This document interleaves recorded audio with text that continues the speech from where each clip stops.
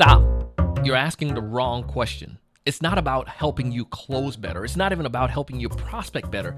Do you know the biggest sales challenge you're facing right now? Well, it's actually inside of you. And I'm not talking about what you ate.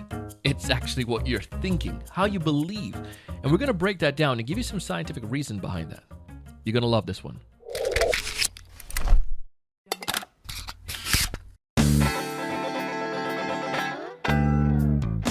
Hey, everyone. Welcome to another great episode of the Sales Evangelist Podcast. I'm your host, Donald C. Kelly,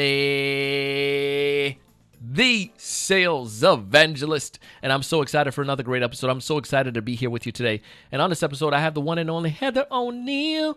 And we're going to be talking about this idea of what's your biggest sales challenge. Now, oftentimes when I say this, people think like, well, we're not getting enough leads or I'm not closing right. Come on, man, you're missing the point. Those are problems, but we're going to give you the biggest one, and we're going to talk about that. And Heather's going to break it down. She has an amazing podcast as well that helps leaders and sellers and entrepreneurs. I was on that podcast. We have the link to that episode on this on this show note, so you can find that. You can check out Heather's podcast. Let's even go basics. Like, what are some of those beliefs that you would think that a seller? Let's talk on two sides. The beliefs that people have that could be hindering them from a sales perspective, and then the beliefs that they should have. And then I also want to go for a third prong into where do we get some of these beliefs from? Because you mentioned some of them that we may have been carrying, but we may not be ours. So let's go back to the first idea, break down beliefs, and what are some of the things you see that are holding people back, or some of those beliefs. Sure. And I love the way that you broke that down into three sections. I'm a fan of three, so you can always throw things at me. I did my research, Heather. Come on. Yes, you did, Donald. And that's why you are so successful in what you do. You do your research.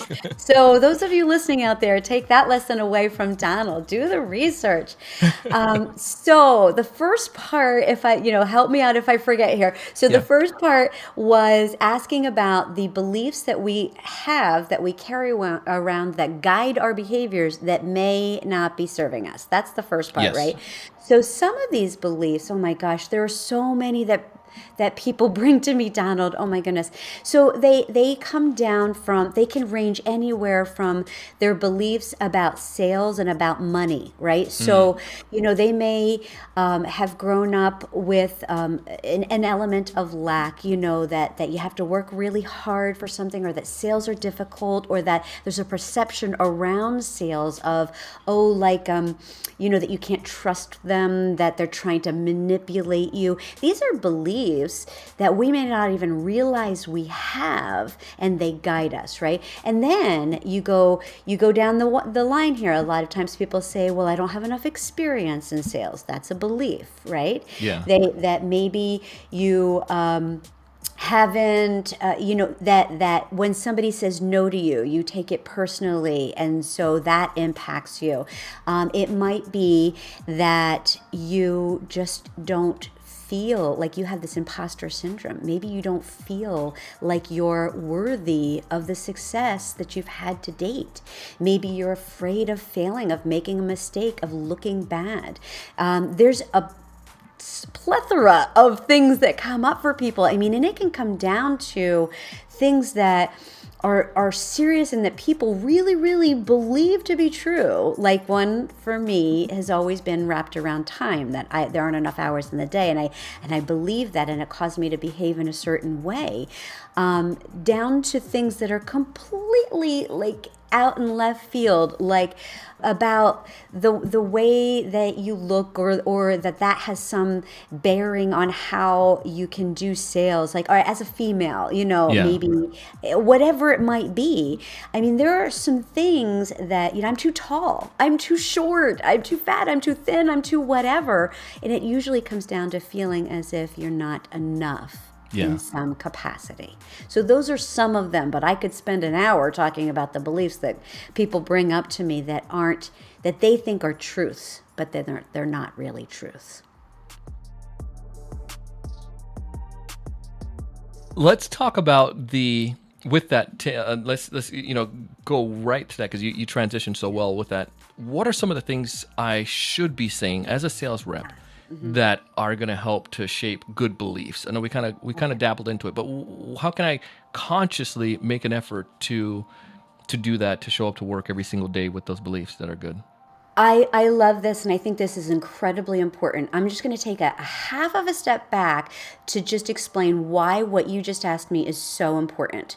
Please. Because when we take the time to become aware of those beliefs that aren't serving us, and we consciously choose to let go of them, it creates a space, right? Because we have made a pattern, a habit of these beliefs, and this is what we will fall back into if we don't do what you just asked.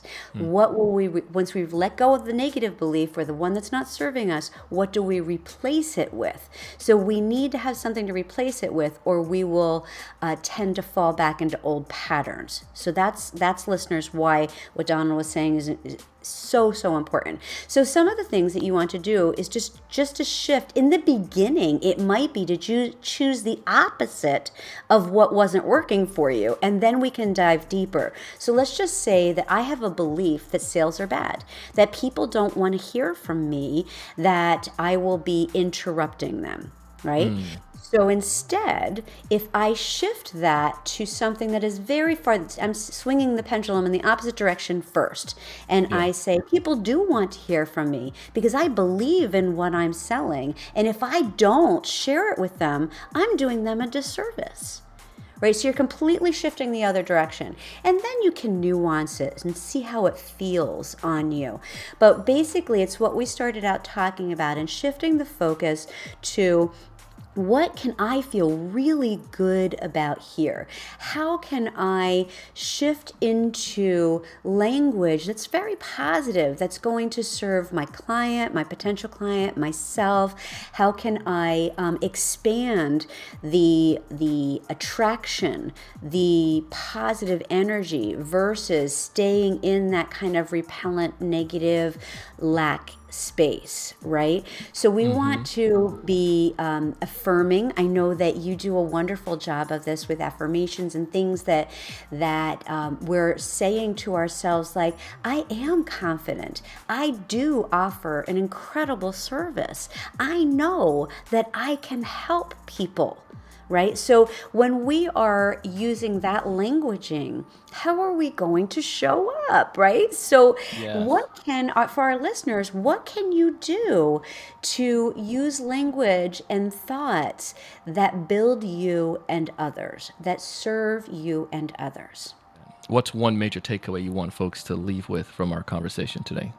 I want them to know that they have more power over this than they think, that they get to choose, and that when they do, they will experience so much freedom, so much joy in that choice, in being able to move forward in the capacity that they decide. Love it. Heather, if folks want to go ahead and connect with you, what's the best way for them to do so? Well, Heather Hansen O'Neill will help you find me on the website, on LinkedIn, on Facebook, on Instagram. It's all across the board, Heather Hansen O'Neill. They can also find the book at where'stheoffice.com. That's my newest book. And the podcast is From Fear to Fire. I feel like I can go run through a brick wall right now because I'm that on fire. I'm like pumped up, man. If you didn't feel that same way after connecting with Heather, you need to go listen to some more of her podcasts, or go hit replay on this episode and listen to it. Take some of these practical tips that she shared and go apply it. One that I took away, that I talked about it there with her at the end, is just this notion of how you're showing up. Like, are you showing up to this party as like somebody who could bring value, or are you timid or afraid? Are you showing up as a sales rep every day that's finding problems and helping their prospects, or are you just being like, just like, oh hum? Like, we got to go in all the way with some value. So check it out. Check out all the information that Heather has to share. Get a chance to learn from her and all the good stuff that comes with that. As always, we share this stuff because we want to help you to thrive. We want you to find more of your ideal customers. We want you to know what to say when you reach out to them. We want you to close more deals. But most importantly, we want you to go out, raise your level of thinking, take advantage of the offers our sponsors are giving, and do big things. Thanks so much for listening.